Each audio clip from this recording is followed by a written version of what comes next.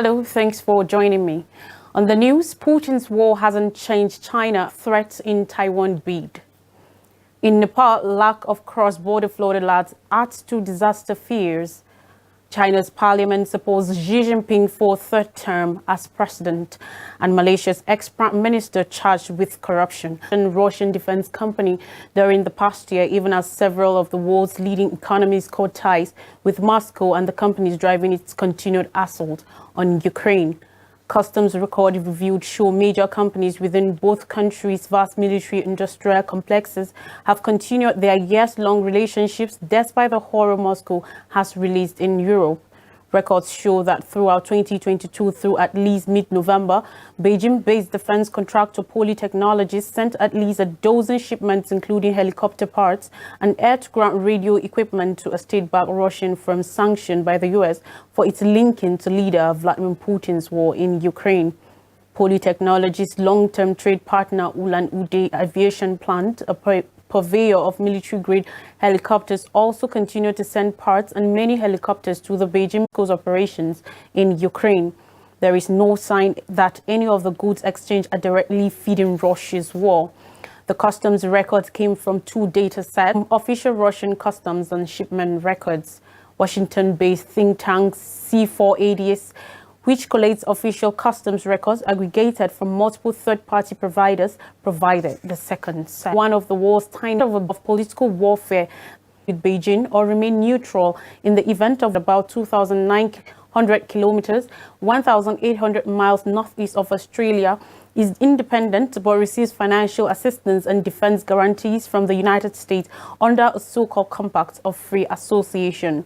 Panuelo said in the letter dated March 9th, which was leaked, the practical impacts, however, of Chinese control over our communications infrastructure, our ocean territory and the resources within them, and our security space, aside from impacts on our sovereignty, is that it increases the chances of China getting into conflict with Australia, Japan, the United States and New Zealand on the day when Beijing decides to invade Taiwan.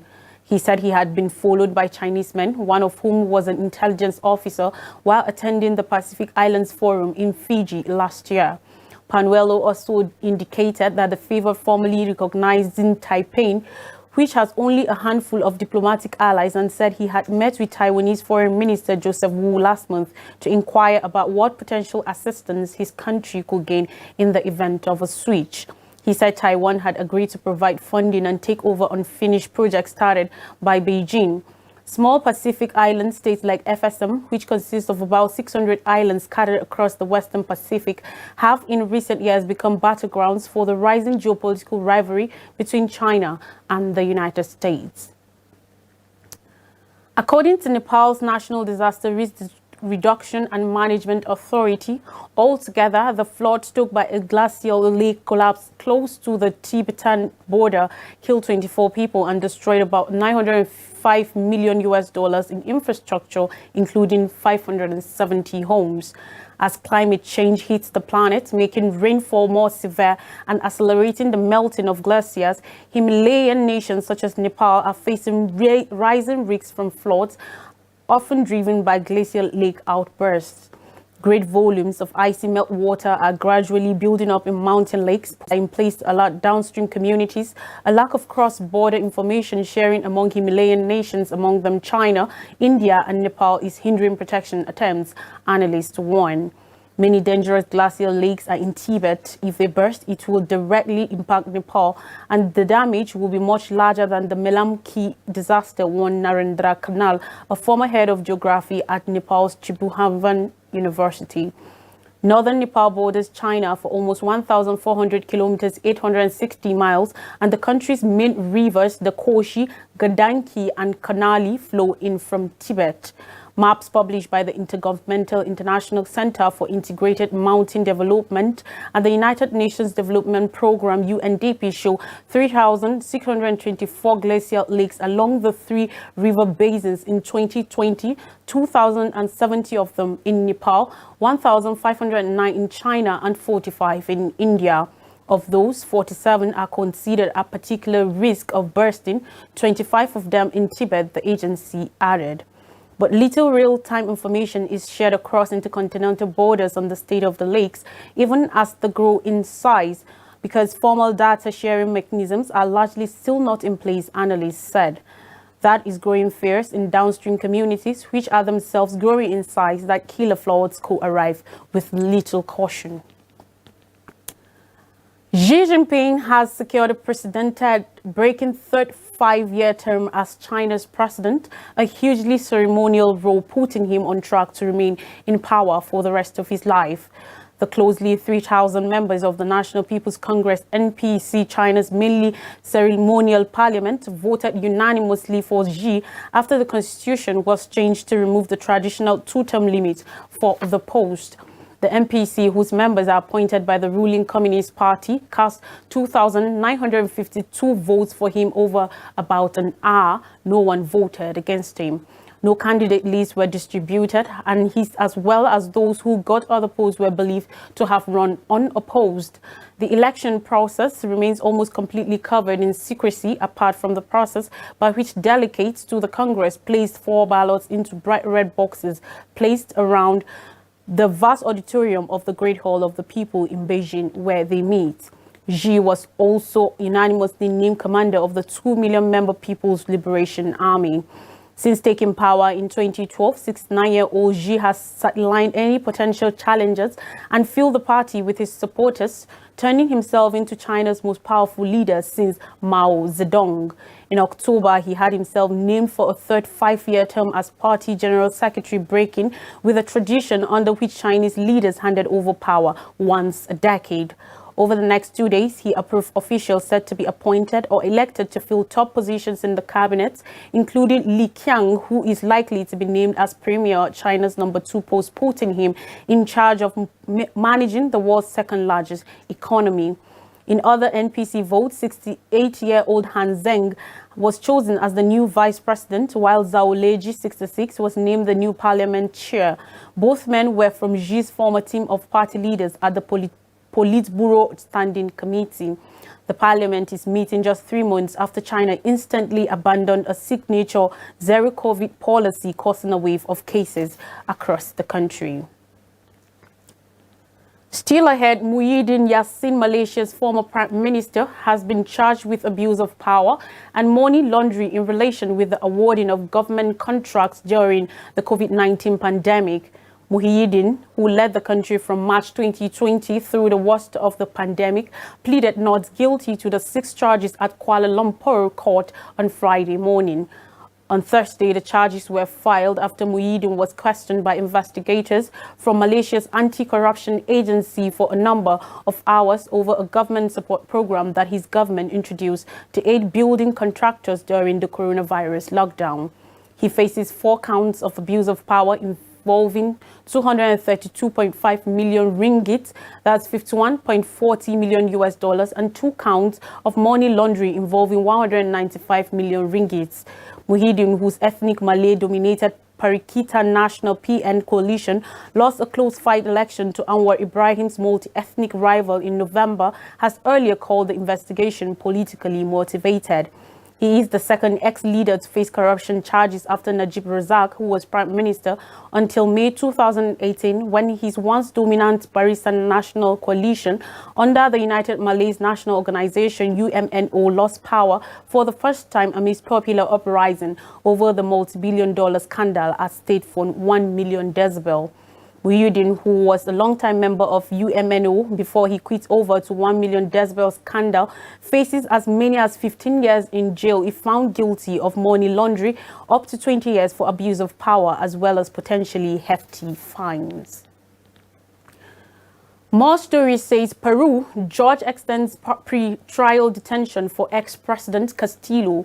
In Peru, a judge has lengthened the duration of ex-president Pedro Castillo's pre-trial detention from 18 months to 36 as the disgraced head of state faces charges stemming from his attempt to dissolve Congress and rule by decree in December. On Thursday, Judge Juan Carlos Checkley handed down the verdict in the wake of a more investigation announced in February. Prosecutors at the time formalized plans to investigate Castillo's short tenure in office on charges of influence peddling, organized crime, and acting as an accomplice to collusion. Two of Castillo's ministers were also implicated in February's announcement, and on Thursday, they were equally given 36 months in pretrial detention. They include ex-Transportation Minister Juan Silva and Gana Alvarado, formerly in charge of housing.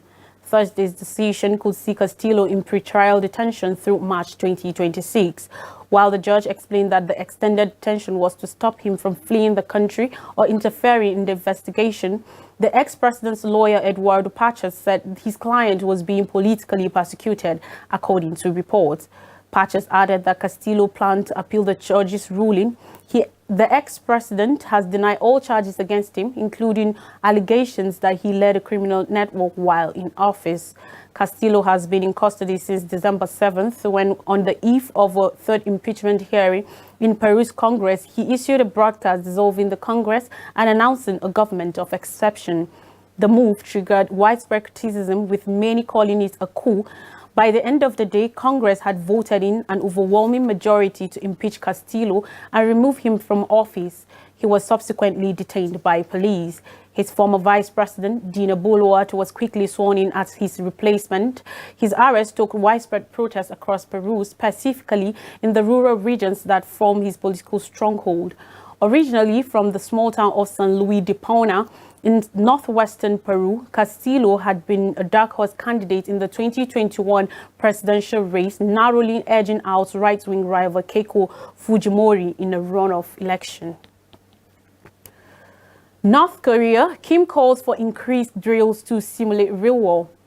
Kim Jong-un, North Korea leader, has monitored a series of missile tests simulating the destruction of an empty airport as he's called on the military to intensify drills to simulate real war. Thursday evening's display was described as a success.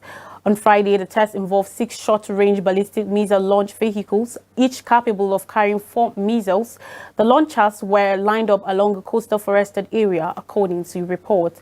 South Korea's military said it had detected the launch of multiple rounds of short-range ballistic missile SRBMs fired from the same region from North Korea's west coast on Thursday evening at about 6:20 p.m.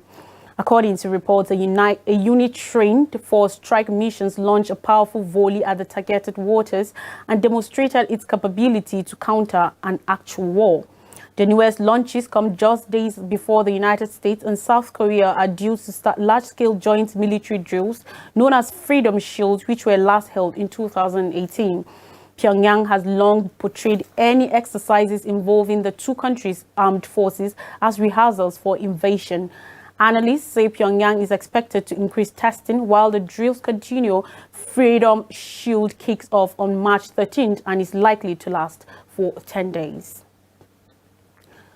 In Africa, Ghanaian soldiers train in U.S. counter-terrorism drills. A group of African soldiers have been selected to participate in an annual U.S. military-led counter-terrorism drill. The Flintlock 2023 exercises, a 2-week training, are being staged in Ghana and Ivory Coast. The troops were in Accra on board Spanish Navy ship Aduaz on Thursday. U.S. Major DeMarco explained the benefits of such training. The benefits to Ghana and its neighboring countries from this specific training is it not only prepares our African partner nations for maritime security operations, but it also fosters the interoperability and collective security that we're trying to aim for with exercise Flintlock. Thursday's training saw soldiers learning how to conduct anti-piracy operations. Spain's ambassador to Ghana believed the partnership with West African countries strategic, adding that events in the region have direct impact on Europe. Terrorist insurgencies have weakened countries in the region like Burkina Faso and Mali. The training will run until March 15th. 29 nations and over 1,000 personnel will be participating in Flintlock 2023. Flintlock, U.S. Africa Command's largest annual special operations exercise, has taken place annually since 2005. Let's take a quick break, and when we come back, I'll bring you stories from Nigeria. Stay with me.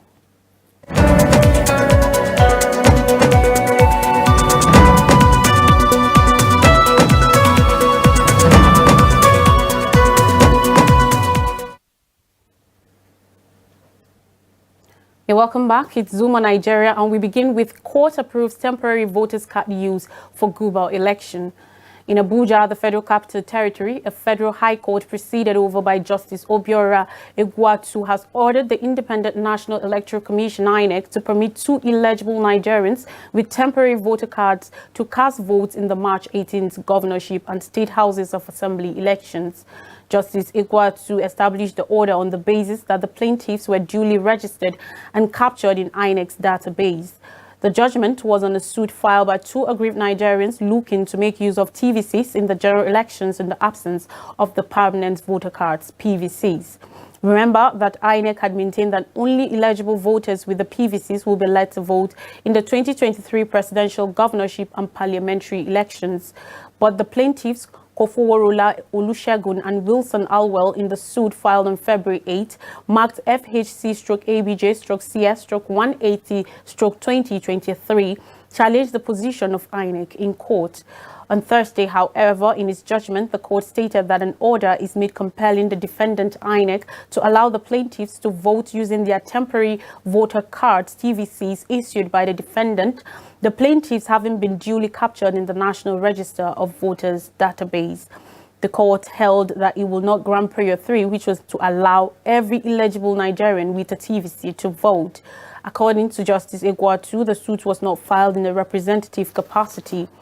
The court held that there was no portion of the law, both the 1999 Constitution and the Electoral Act, that stated that it is only PVCs that could be used, but that the law under Section 47 provided for a voter's card.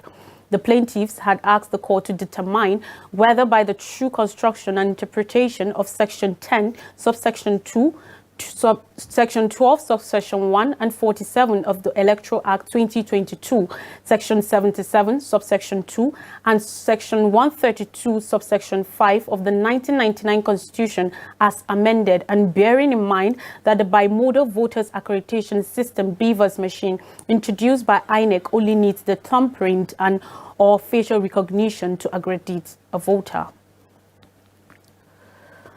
All notes, cash crisis heightens as Nigerians wait on Buhari. The extensive rejection of the old 500 naira and 1,000 naira notes, which continued yesterday, was aggravated by banks' refusal to accept deposits of the notes without registration on the cash return portal CRP of the Central Bank of Nigeria, CBN.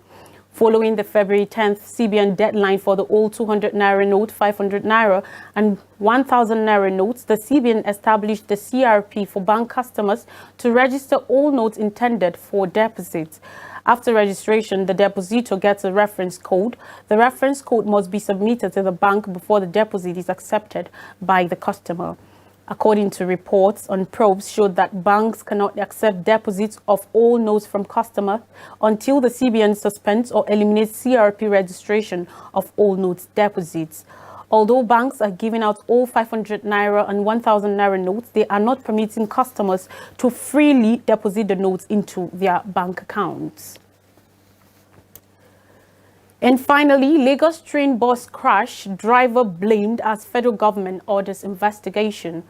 Lagos State Emergency Management Agency, LASEMA, and the Nigerian Railway Corporation, NRC, have blamed the driver of a Lagos State government staff bus for a lethal train accident which killed 6 people and injured 96 in the people living with disabilities PWD area of the state on Thursday.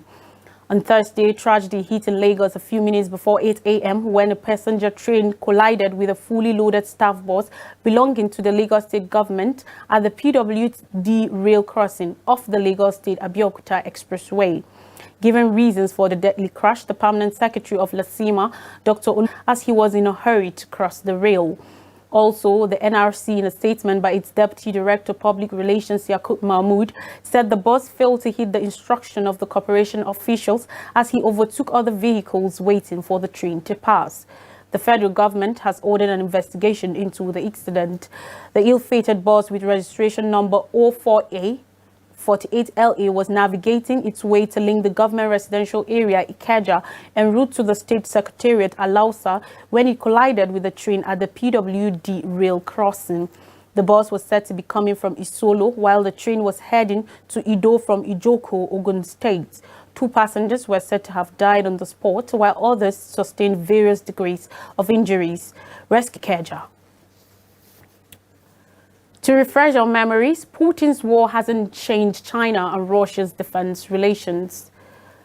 Micronesia leader Punuelo accuses Beijing of bribery, threats in Taiwan bid.